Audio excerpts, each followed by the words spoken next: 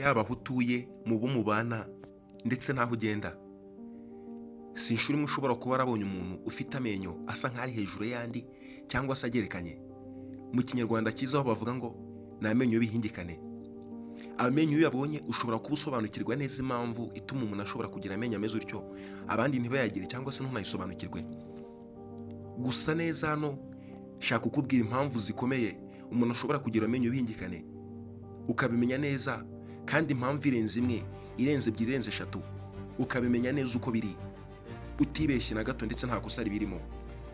Njye ndi Honore, ikiganiro cyo ni igisanzwe kibabwira ku buzima bwerekeranye n'amenyo by'umwihariko ndetse n'ubundi buzima muri rusange. N'ukundi nkuru nk'izi ngizi zivuga ku by'ubuzima, rwose aha ngaha ni iwawe, ni karibu, wahageze. Tuzi ubyumve kandi ubisobanukirwe. Icyo usabwa ni ukureba iyi video kugera irangiye, buri kimwe cyose ukagishira amakenga. Zimwe mu mpamvu rero zikomeye umuntu ashobora kugira amenyo y'ibihingikane. Impamvu ya mbere nyamukuru ni impamvu y'irondakoko cyangwa se genetics, cyangwa se iby'imirage mu masano y'amaraso y'umuntu ava ku mubyeyi ajya ku mwana. Umuntu ashobora kuvuka afite urwasaya ruto ugereranyije n'ubunini bw'amenyo, cyangwa se amenyo manini ugereranyije n'umwanya uri mu kanwa.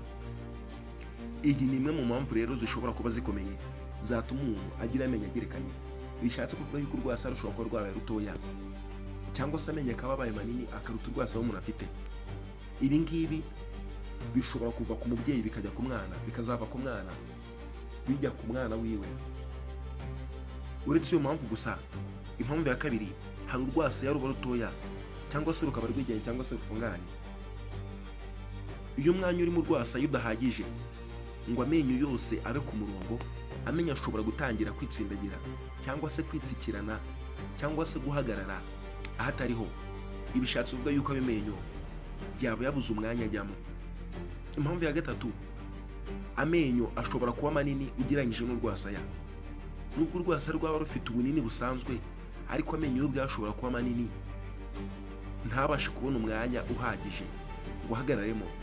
Ibi bigatuma yegerana cyangwa se agahengama, aho ushobora gusanga rimwe ryitambitse ku rindi. Indi mpamvu ya kane, hari nko kubura amenyo y'amata hakiri kare.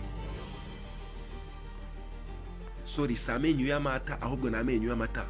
Aya ni ya menyo y'umwana ukiri mutoya. Ariho mu cyegeranyo cy'ubwashize nigeze mbabwira yuko amenyo y'umwana agomba kuba asa umweru, naho umukuru akaba ajya gusa nk'umuhondo. Amenyo y'umwana no kuko asa umweru cyane nicyo gituma bayita ngo ni amenyo y'amata. Ibishatse kuvuga yuko umwana mutoya ashobora kubura amenyo yiwe mbere z'igihe cyangwa se mbere y'imyaka 6.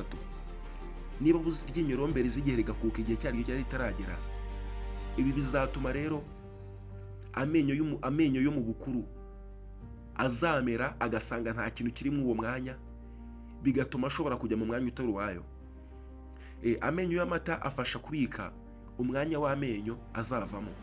Iyo iryinyo ry'amata rivuyemo hakiri kare, kubera kubora, gukomereka cyangwa se izindi mpamvu, andi menyo ashobora kwimukira muri uwo mwanya, bigatuma iryinyo rizaza ritabona umwanya uhagije wo gukuriramo.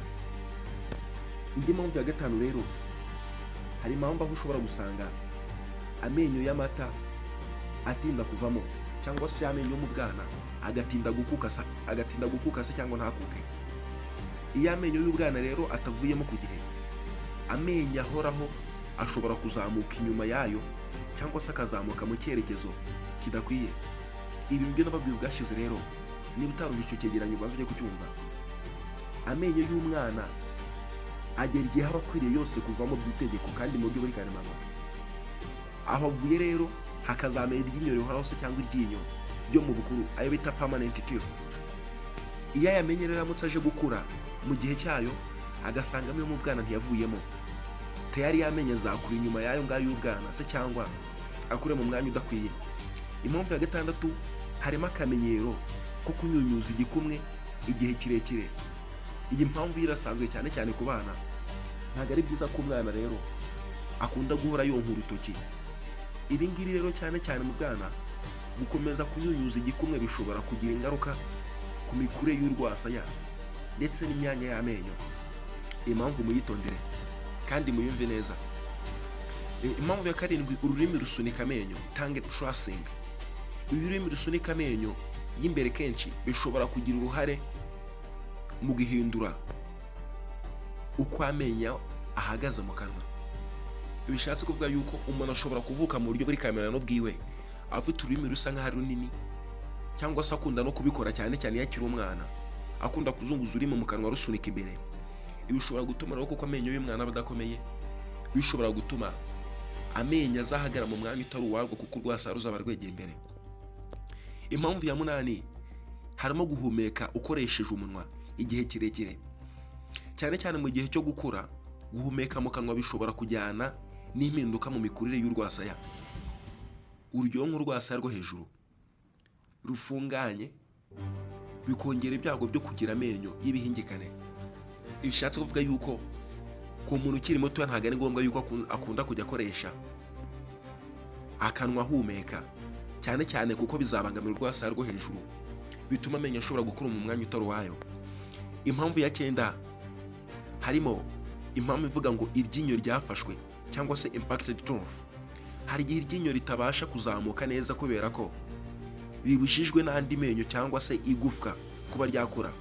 Ibi bishobora gutuma amenyo ari hafi yaryo yimuka cyangwa se agahengama. Impamvu ya 10 cyangwa se impamvu ya nyuma, hari amenyo y'ubwenge cyangwa se bita wisdom teeth. Ani ya amenyo cyane cyane twavuga ngo ni nk'amenyo y'ibijigo, amenyo y'inyuma. Urubuga rw'abahinde bita dentists rukuramo abantu bize iby'amenyo, cyane cyane abadentiste b'abadogiteri, bavuga yuko uruhare rw'amenyo y'ubwenge cyangwa se wisdom teeth, amenyo y'ibijigo, ari amwe mu menyo ashobora kuba atera impamvu nini cyane cyane mu gutuma umuntu agira amenyo y'ibijigo. Mu bushakashatsi bwabo bagaragaza yuko amenyo y'ubwenge yafashwe cyangwa se atazamutse neza ashobora kongera ikibazo cyari gisanzwe kuri bamwe. Ibi bigatuma amenyo yabo ashobora kuza ari ibihingikane. Nge narondore nk'ibisanzwe, nizere ko izi mpamvu ushobora kuba zisobanukiwe neza cyane. Icyo usabwa ni ugusangiza video abandi benshi uzi yuko bameze nk'abatari babisobanukiwe, cyangwa se n'abandi ushaka yuko babimenya bakabyumva neza ndetse kandi bakabisobanukirwa. Ubutanzagaruka mbabwira neza impamvu amenyo y'ibihingikane ashobora gutuma umuntu agira umwuka mubi mu kanwa, kubura amenyo cyangwa se kuva amaraso mu menyo.